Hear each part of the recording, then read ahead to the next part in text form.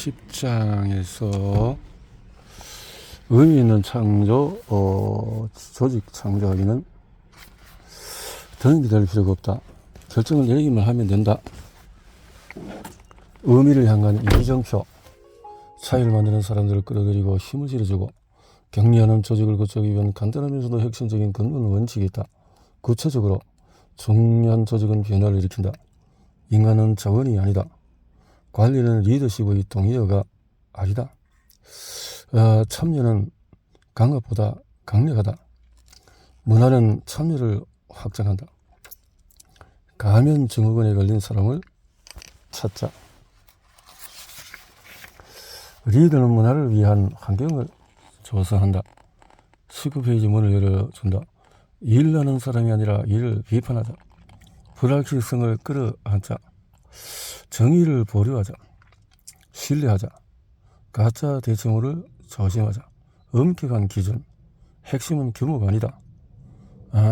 채용은 데이트가 아니다. 긴장을 긍정적으로 활용하는 방법을 찾자. 중요한 조직은 변화를 일으킨다. 변화가 핵심이기 때문이다. 인간은 자원이 아니다. 공급망, 인간은 인간이다. 인간은 우리의 동료이다.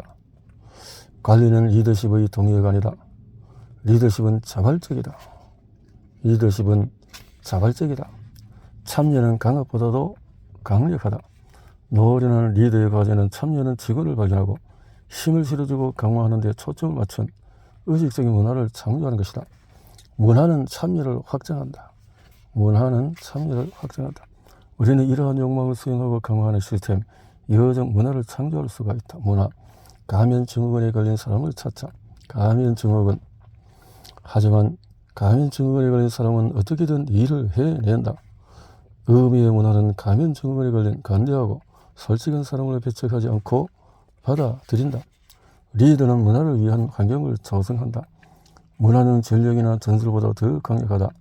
이곳에서 일이 돌아가는 방식, 새로운 기회는 문화가 참여, 가능성, 변화를 받아들일 때 곧바로 모습을 드러낸다.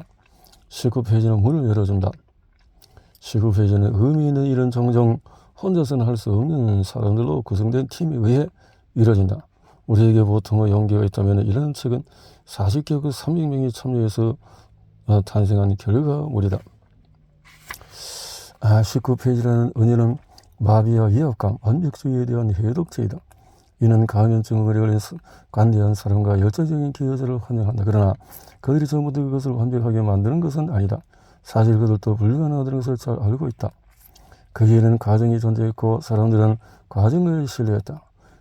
작업을 개선하기 위한 기회는 풍부했고 우리는 참여자를 비판하려는 유혹을 이겨냈다.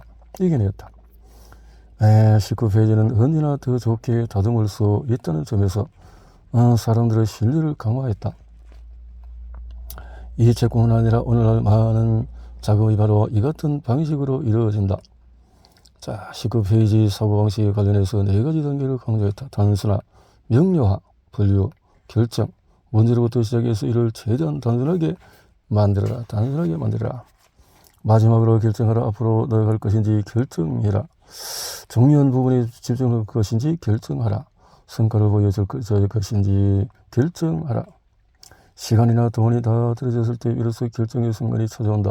더 많은 돈과 더 많은 시간은 필요하지 않다. 단지 결정을 내리기만 하면 된다.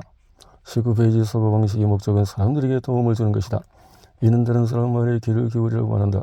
그것은 영역이 아니라 관대함에 관한 것이다. 책임을 지는 것은 명성을 얻는 것보다 훨씬 더 힘들지만 이를 통해서 앞으로 나아갈 수가 있다. 과거는 이제 사라졌고 19페이지 사고방식은 우리에게 다가올 미래를 개선할 기회를 제시한다. 벌들의 이야기로 들어가보자. 벌들은 태어난 지 얼마 지나지 않아 자신이 맡은 일을 시작한다. 모든 벌은 자신의 역할과 자신이 있는 공간, 자신이 미칠 영향에 대해서 책임을 진다.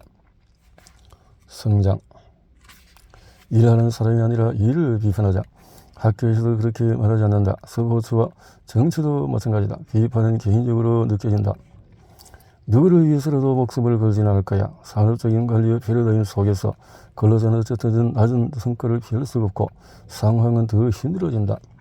그러나 이러한 생각은 유용하지 않을 뿐더러 진실도 아니다. 우리는 쓸모있고 노리는 피드백으로 성과를 비판함으로써 개선할 수가 있다. 내게 능력이 있는데 왜 굳이 기회를 하는가 하는 생각은 무엇이 필요한지 분명히 안다면 개선할 수 있을 텐데 라는 생각과 엄연히 다르다. 불확실성을 끌어안자 모르겠습니다.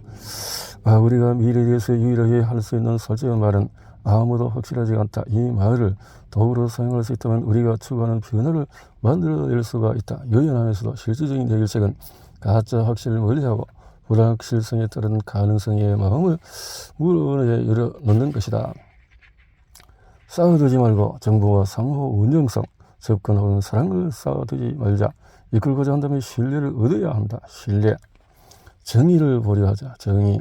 미래는 본질적으로 우리가 거기에 도달할 때까지 깨끗하고 밝은 곳이 아니다. 정의. 그래요. 1990년대 초 인터넷이 세상의 모습을 드러냈을 때 나는 내 팀원들에게 돌아보며 이렇게 말했다. 속도가 느리고 비즈모 모델이 없다는 점 말고는 AOL이나 프로디와 비슷하군. 그게 뭔지 확실하지 않지만 함께 살펴서 보자. 행동과 놀라움을 향한 문을 열어놓는다. 가짜 대체물을 조심하자. 눈에 보이는 대상을 측정하기는 쉽다. 누군가 간호사가 되도록 훈련하는 것보다 올림픽에 출전하도록 훈련하는 것이 더 쉬운 이유이기도 하다. 수도워치로 성과를 평가할 수 있을 때 논쟁의 여지가 별로 없다. 하지만 쉬운 측정에 의존한다면 정말로 중요한 것들에 관해서 이야기를 나누지 못한다.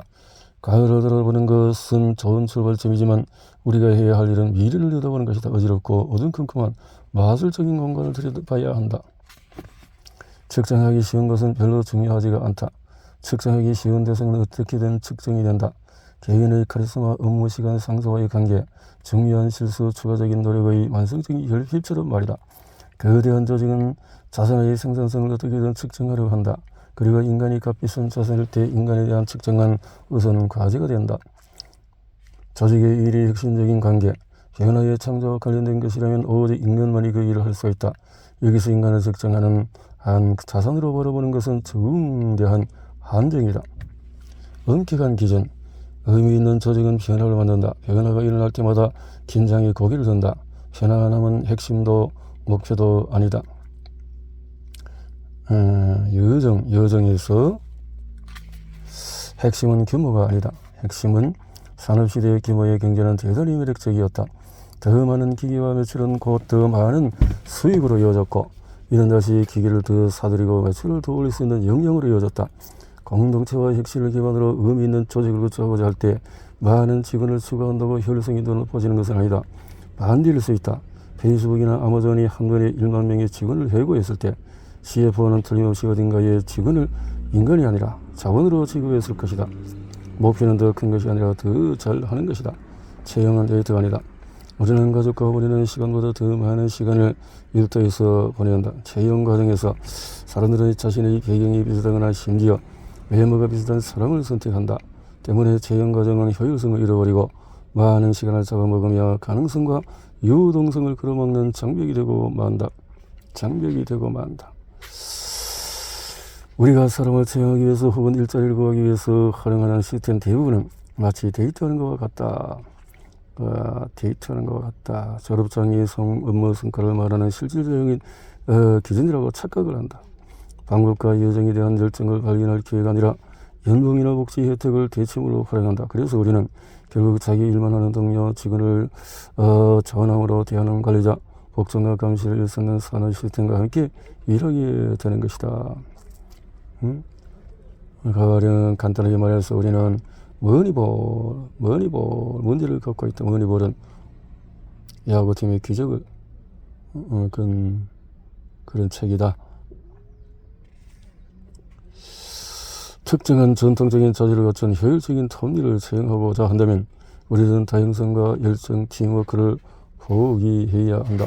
그러나 이런 방식은 수직 체계를 고수하고 유동성을 제한함으로써 우리의 업무에 큰 피해를 입힐 것이다.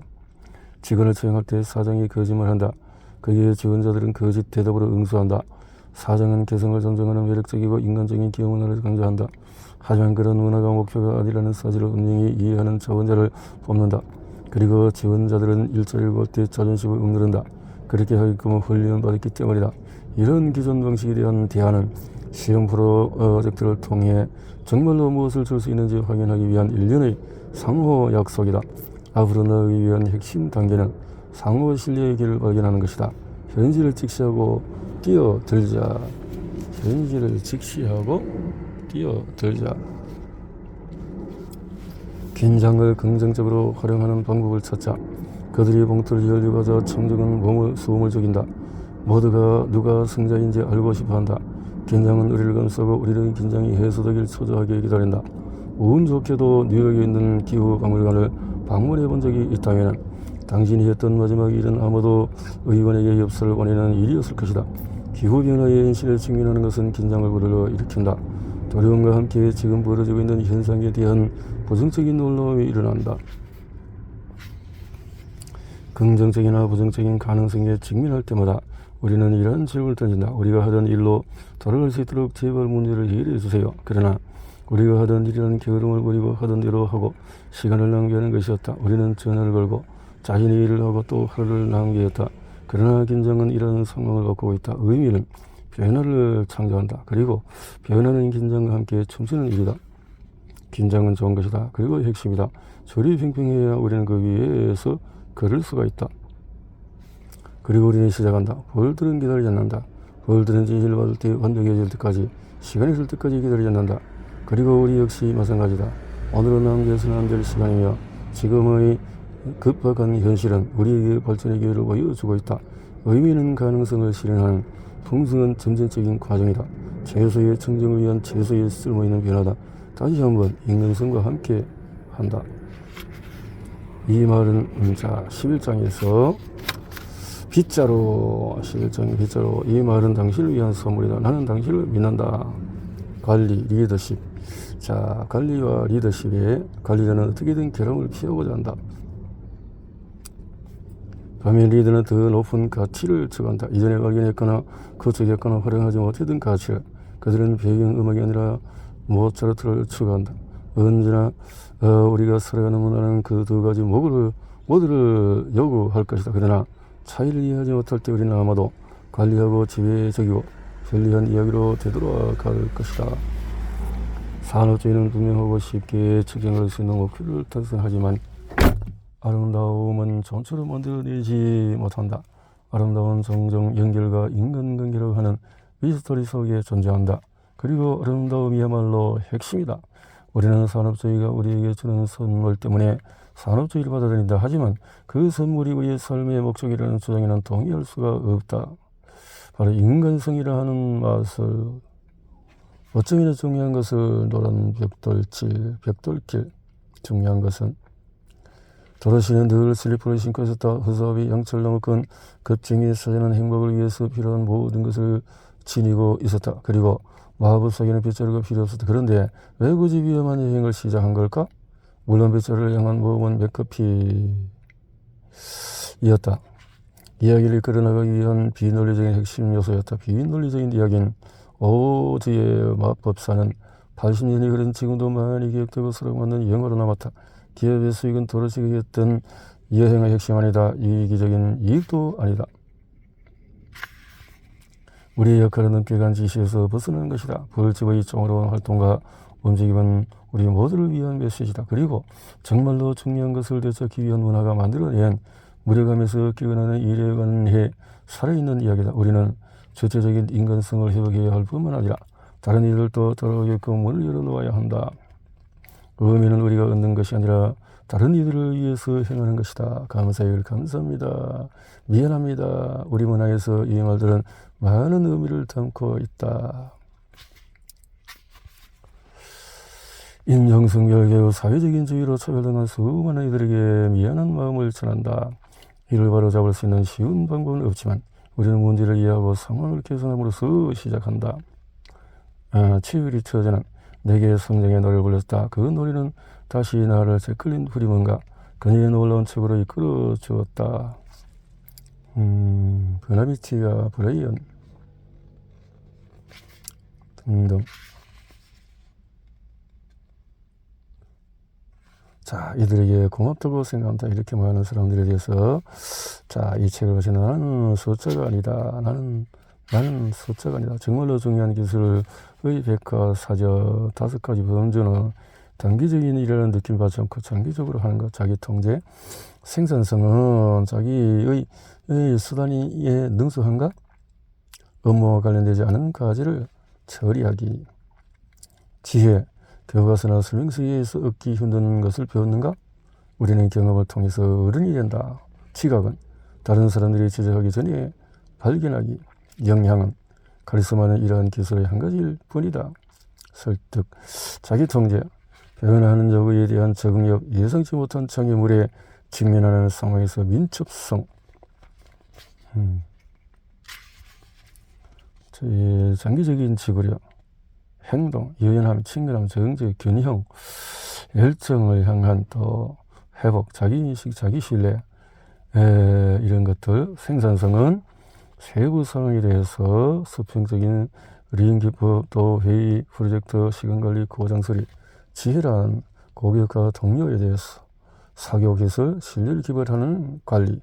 지각이란 전략적인 사고, 지도 작성, 또 패션 본능 등등. 영향은 대인기술, 리더십, 네트워킹 등등. 영향력, 글쓰기, 스토리텔링 등등. 정말로 중요한 기술을 과연 가르칠 수가 있을까? 더 좋은 것일까? 우리는 무엇을 기다리는 것일까? 무리가 세적을 향해서 민첩하고 적극적으로 움직인다. 수많은 머리걸들이 질서정연하게 한 번도 가본 적이 없는 곳으로 내려간다. 더 가까이 들여다볼 때 우리는 혼돈처럼 보이는 모습을 비로소 이해하게 된다.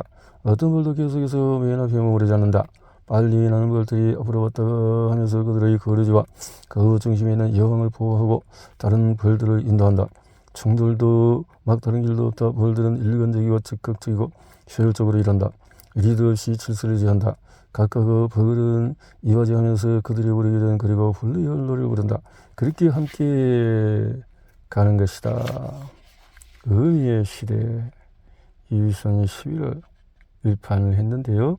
세스 거든이 말하는 인류가 일터의 새로운 돌파구에 대해서 많은 사람들이 이렇게 미래의 새로운 패러다임을 제시했다.